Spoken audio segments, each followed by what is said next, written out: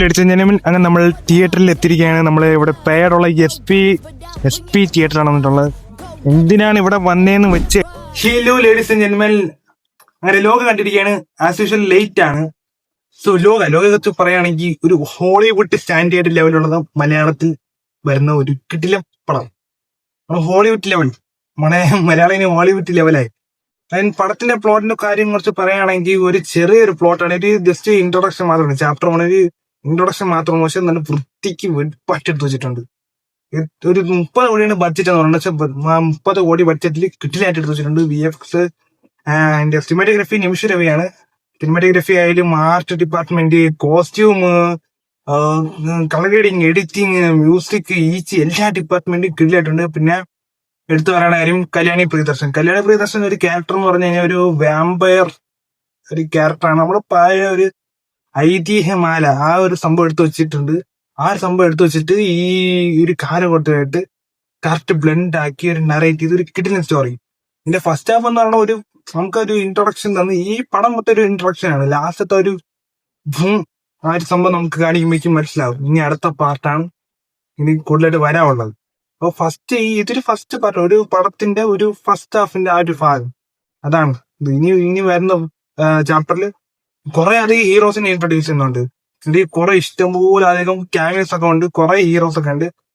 And പിന്നെ അതിന് ഓരോ ആളുകളും മെയിൻ ആയിട്ട് ഫോക്കസ് ചെയ്യുന്നത് സാൻഡിയാണ് വില്ലൻ. സാൻഡി ക്യാരക്ടർ കൊടുത്ത ക്യാരക്ടർ നല്ല വൃത്തിയായിട്ട് പുള്ളിക്കാൻ ചെയ്തിട്ടുണ്ട്. ആ വില്ലന്റെ ക്യാരക്ടർ ഫസ്റ്റ് ഹാഫിലെ നമുക്ക് ആ ഒരു വില്ലൻ ഒരു എന്താ പുള്ളിക്കാരി ഒരു ഇതാണ് മറ്റേ ചോക്ലേറ്റ് കോപ്മെന്റ് അതേ സാധനം ടെമ്പർ പിടിച്ചിട്ട് കുറച്ചും കൂടെ നന്നായിട്ട് ആക്ട് ചെയ്ത് നന്നായിട്ട് ക്യാരക്ടർ പിടിച്ച് ചെയ്ത് സംഭവങ്ങളൊക്കെ ചെയ്യുന്നുണ്ട്. പിന്നെ നിങ്ങൾക്ക് ഈ സിനിമ കാണുമ്പോൾ പല പല പടത്തിന്റെ റെഫറൻസ് ഒക്കെ നിങ്ങൾക്ക് ഓർമ്മ വരും, അവിടെ നിന്ന് വരും. അനിമയിലെ കുറെ റെഫറൻസ് ഒക്കെ ഓർമ്മ വരും. പിന്നെ ഇതിൽ കുറെ അധികം ക്യാമിയോസ് ഉണ്ട്. അതിൽ ഒരു ക്യാമിയോ ലാസ്റ്റ് തോന്നുന്ന ഒരു ക്യാമിയോ പൊളിച്ചിട്ടുണ്ട്. പിന്നെ ഇടയ്ക്കത്തെ ഒരു ക്യാമിയോ പിടിയിട്ടാത്ത എന്റെ ഫ്രണ്ട്സ് കുറച്ച് പറഞ്ഞിട്ടുണ്ട്. പക്ഷെ എനിക്ക് ആ ക്യാമിയോ ആരാണെന്ന് പിടിയിട്ടുണ്ട്. അതൊക്കെ നിങ്ങൾ പടം കണ്ടിട്ട് ഞാൻ ഫുള്ളൊന്നും സ്പോയിൽ ചെയ്യുന്നില്ല. പോയി കാണുക, ടിക്കറ്റ് എടുക്കുക, പോയി കാണുക. കിടിലം പടം. ഇനി മലയാളത്തിൽ one of the toppest benchmark super ഹീറോയിലും മിന്നമുള്ളിക്ക് ശേഷം ഇത് കല്യാണി പ്രിയദർശൻ ഒരു വാമ്പയർ ലൈക്ക് സൂപ്പർ ഹീറോ.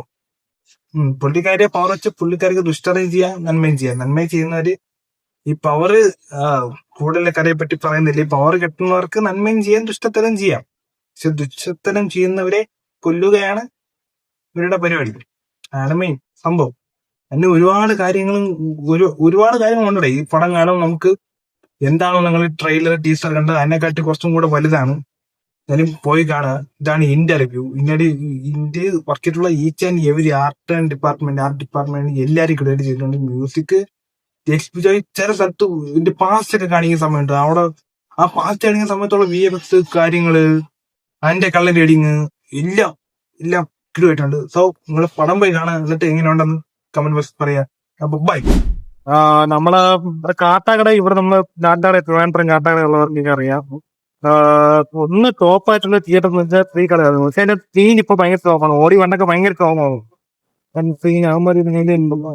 ഞാൻ നോക്കിയപ്പം SP കുറച്ചും കൂടെ കൊള്ളാം. 2K ആണെങ്കിലും തീം മെയിൻ്റെനൻസും കാര്യങ്ങളൊക്കെ എല്ലാം SP കുറച്ചും കൂടെ കൊള്ളാം. പിന്നെ തൊരലയും ഉണ്ട്. തൊരലത് ചെറിയ പാട്ട് പടം കണ്ടിട്ട് ബാക്കി ഞാൻ പറയാം. എന്റെ ഫ്രണ്ടും കൂടെ വരാനുണ്ട്, ഒറ്റം കൂടെ വരാനുണ്ട്. പോയി കണ്ടിട്ട് ബാക്കി പറയാം.